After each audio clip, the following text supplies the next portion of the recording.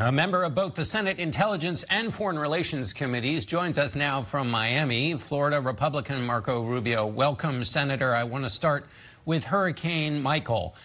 Panama City, other places absolutely devastated. What can you tell us about the latest in Florida?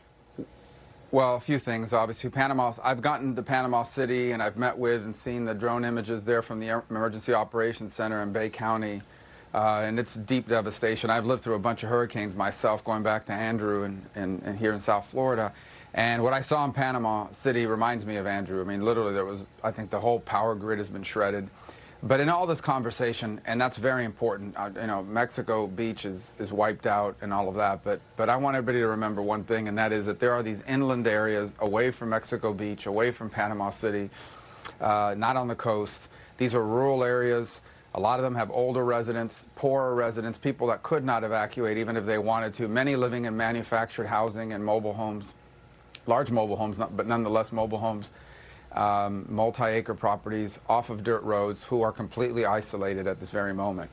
And I know crews are working hard to get to them, but these are the first people, these are the likeliest people to be forgotten, and I think that is where the real challenges lie ahead in the next few days in terms of saving lives and getting to people quickly. All right, let me switch topics now to the case of Jamal Khashoggi. You said that if it turns out that Saudi Arabia had something to do with his murder, that, quote, a complete revolt against our policies with Saudi Arabia would take place in Congress. Where do you think the state of that revolt is, and what are the possible range of actions Congress could take?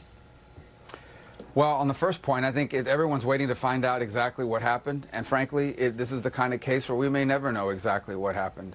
There's a denial. But that said, there is news reports out there that there is some sort of audio-video evidence of what occurred. If that were to emerge, or any other facts were to emerge, or frankly, if questions here aren't answered, there's no video of him leaving that facility, there's going to be a big problem.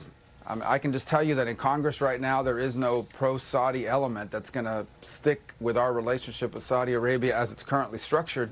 If, in fact, they lured this man into this consulate, killed him, and then, cut up his body and sent a team to go into that country to kill him in the first place. That's just an unacceptable thing. We should never accept that from anyone in the world. It undermines our credibility and our moral authority around the planet to go after regimes like Putin's or Maduro in Venezuela or others. As far as the options that are concerned, people talk a lot about the arms sales. Our relationship with Saudi Arabia extends well beyond arms sales as well. And I would just say it's unfortunate because Saudi Arabia is an important part of our Middle Eastern strategy. They are a key leverage and hedge point against Iranian influence in the region.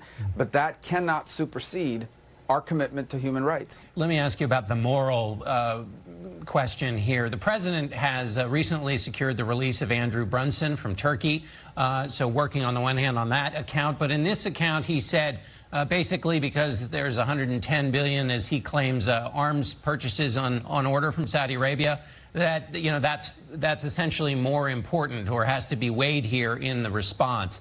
Give me your sense of your reaction to that moral position the president took. Well, I would have phrased that differently. It's not about the money. There are plenty of other countries that would want to buy arms from the U.S., and frankly, I would have phrased it very differently.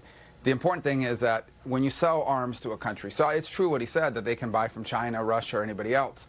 When you sell arms to Saudi Arabia, it gives you leverage over them because they need replacement parts, they need the training. So it's the kind of, you can't sanction a country by cutting them off of something if you never provided it in the first place. So it is true that arms sales gives us leverage. You mentioned leverage. Were you surprised the president said up front that these arms sales were something that he wanted to protect? In other words, isn't that your leverage in your argument with the Saudis? And he sort of said right away, those are too important to mess with. Look, if you don't sell arms, they're going to buy them anyways. And then in the future, when you want to influence Saudi behavior on another topic, you're not going to have anything to threaten them with or anything to hold over their head. But to me, it isn't about the money. I don't know if the president had just been briefed and that's kind of how he used it or expressed it. But the bottom line is, I mean, the money, there's no enough money in the world for us to buy back our credibility on human rights. If we do not move forward and take swift action on this, if in fact, even when it's proven to be true. Let me ask you a question about climate change in the wake of Hurricane Michael. Congressman Carlos Curbelo, a Republican colleague of yours, believes that Republicans need to stop questioning the science behind climate change. He said that America was saddling young Americans with an environmental debt that was as bad as the fiscal debt. What's your response to that? Well, I respect Carlos tremendously. He's been a leader on that topic. My view is climate, sea level rise, these are measurable things. You can measure that. So it's not even a scientific debate. At some point, it's just a reality debate. You can measure whether sea levels are higher than they used to be, warmer than used to be, and the like. As a policymaker, the fundamental question is, what can we do about it? And if, in fact, humans are contributing to that, what public policy can we pursue that you can actually pass, does not destroy your economy, and can be effective? But what the congressman and others are saying is that if you believe the science about human contribution, that there are mitigation efforts you can take with greenhouse gases, and that's where there needs to be a little more focus from Republicans, is on admitting that climate change is caused by human activity and taking actions, with whether it's coal plants or emissions from cars or methane gas, to actually get it where the problem is occurring. The increases come from the developing world and in other places, but we're not a planet, we're a country. And the question becomes, I don't think, in my mind anyway, the debate has been necessarily always about whether or not it's human contribution. It's about whether the public policies that are being advocated would be effective. So, in light of the fact that in other places carbon emissions continue to grow. And by the way, technology is moving us in the direction that those who support those measures want us to go anyway. So your view then, Senator, is that humans are the chief contributor to climate change in this recent period?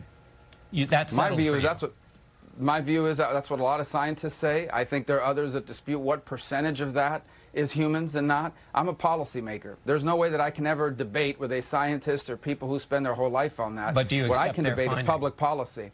I can accept this, and that is that we're going to have a debate about human contribution because scientists are saying that, and a few are saying something different.